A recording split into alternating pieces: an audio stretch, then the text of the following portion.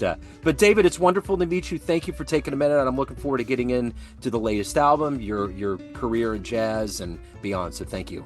Sure, yeah, appreciate it. Thanks for having me. You bet. So before we get into the latest album, the consumption, I want to know. 5 years ago, we were looking into this, the eye of the pandemic hurricane, and trying to fetter through it. At this point, all of the dates were wiped away, and everybody was trying to figure it out, especially musicians. How much of living through that time period has either influenced the work that you do now, or anything that you do now in 2025? Yeah, well, I guess I should preface this by saying that that was probably the worst period of my life. But I was working on a cruise ship at the time. I got contract got canceled. I got sent home, and I got a lot of some of the best work, the most productive work in my career done in that time. I remember a teacher saying that if you can just like save up enough money and get away and for like a year and just practice every day and work on your sound and work on your time and work on your tunes or whatever, then like you'll never need to do that again. And I remember that like it seemed like, okay, this is that opportunity that I heard about, and I really made the most of it. I wrote a lot of the songs that are on the album. I studied with my hero, Ryan, your boss, in that time. So even though it was terrible for me and for everyone, I really got a lot done, and I feel like I'm better because of it. So let's talk about this. Actually, first, is your moniker Dr. Purgatory? Yeah, that's my kind of artist alter ego. So is it so how did you get the middle ground moniker? How did that happen? I dreamt that. Okay. Yeah, I kind of liked it, and um I don't know, I really like mythology and especially Dante in particular, and I thought that that name really held true to that. So are you a fan of Joseph Campbell? I don't know Joseph Campbell. Oh, wow. Being in the myth, Joseph Campbell is one of the most fascinating human beings that was ever on this planet. I Yeah. just listened to a stack of interviews that he did with Bill Moyers from PBS here in America. He was the basis, his ideas were the basis that George Lucas used for Star Wars. He is like the absolute architect of mythology, and how all of these different myths and stories of human beings have created this massive web tapestry that have become all of the things that we adhere to in storytelling and morality and all of these things. He's fascinating. You got to check him out. Okay, yeah, I will Yeah, definitely. yeah, yeah. Joseph Campbell. I Yeah. just when you mentioned myth, I just thought that, maybe that was up your avenue. But yeah. So let me ask you this. I want to get into the album, the consumption, and what was the idea? What was the vision for this album? Well, uh I usually write songs with lyrics because I really like my music to be kind of concept heavy. And but I wanted to do an instrumental album. So I was kind of naming the songs and kind of naming them after like movies I'd been watching or books I'd been reading. And then I kind of like a narrative or a thread started to form in my mind of kind of what the concept would be. And I kind of I was it obviously was influenced a lot by the Odyssey. It's hard to deny that. And once I had kind of had a lot of the song titles together, I started to I'd been writing short fiction a little bit. I started to kind of imagine a story, and I wrote that the short story that goes along with the album. Um, yeah. So what are you hoping the listener gets from this album? Um, well, I hope that they kind of in tandem read the book and read the novel, and kind of some of the imagery from the novel can seep into the listening experience and vice versa. And I hope that the listening experience can kind of convey some of the things that I try to get across in the story. So take me back to the beginnings. How did music become your world? How, and more specifically, how did jazz become your career?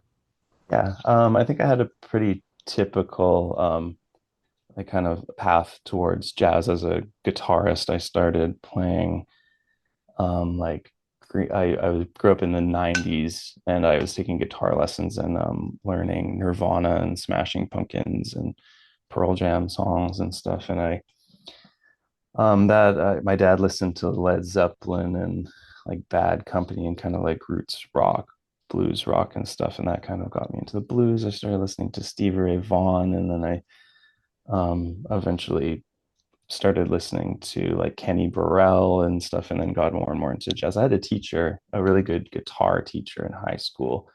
We were taking this guitar class and we were learning some just like bossa nova chord progressions, and I was like, "What is this sound?" And that was a big moment for me. And then I really started exploring it a lot more after that. So what was the first live show you saw that blew you away that maybe made you think, I want to do that one day? I remember I'd been taking guitar lessons, and I really liked this band called Everclear. Yeah. I don't know if anyone, like Uh-huh. Southern California band. Yeah. They had this great album, Sparkle and Fade. I was like 10 or 11 years old, and they were opening for Our Lady Peace, the Canadian band in Edmonton, where Oh I'm from. yeah. And I remember seeing that show and seeing Everclear, and I had that cassette tape, and I was like, "Ooh, I'm a rock star." It's so weird you bring up Our Lady Peace.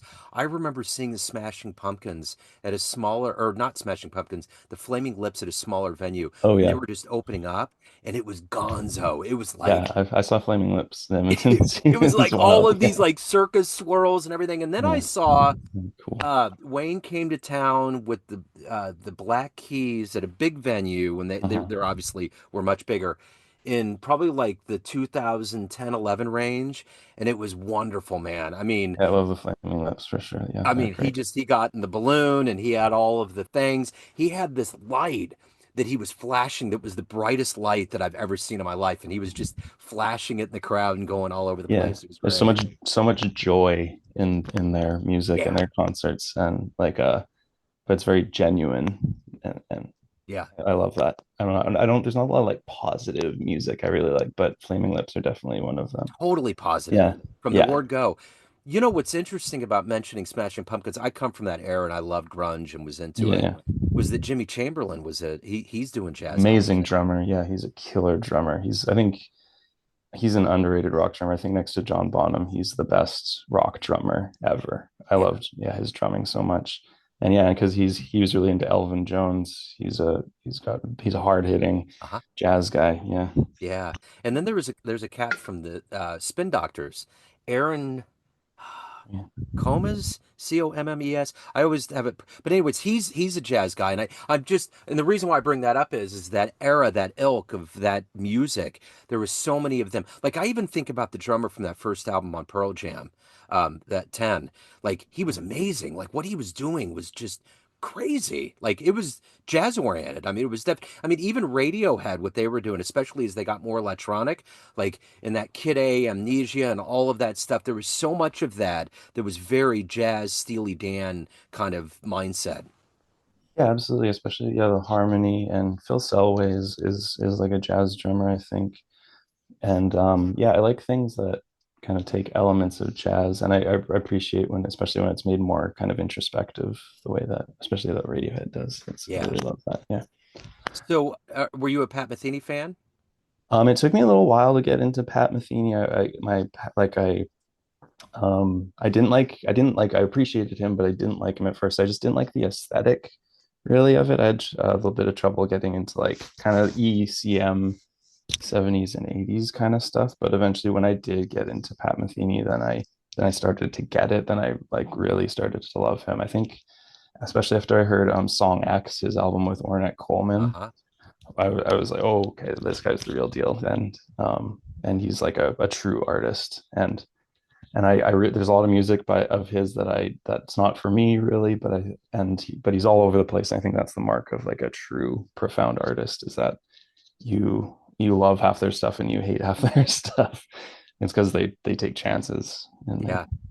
they really Yeah. push the boundaries. Yeah. You know, I've never said this before at all, but I was in the same boat. I just did not get into it. I didn't like him. And now I live in the hometown. I'm in Lee Summit here in Kansas City. Oh yeah, That's where he's right. from. Yeah, yeah. And I took a class in college. I was getting into journalism at the time, and his brother Mike was in there, and he's a flugelhorn trumpeter. And we're talking, and I'm like, "Hey, my name's Joe," and he was like, "Hey, my name's Mike Matheny." He just kind of stopped and looked at me, and I wasn't into jazz at the time. This was like early '90s, and I was like, "Okay." And he was like, "You might know my brother," and I was like, "Okay." He was like, "Pat, guitarist."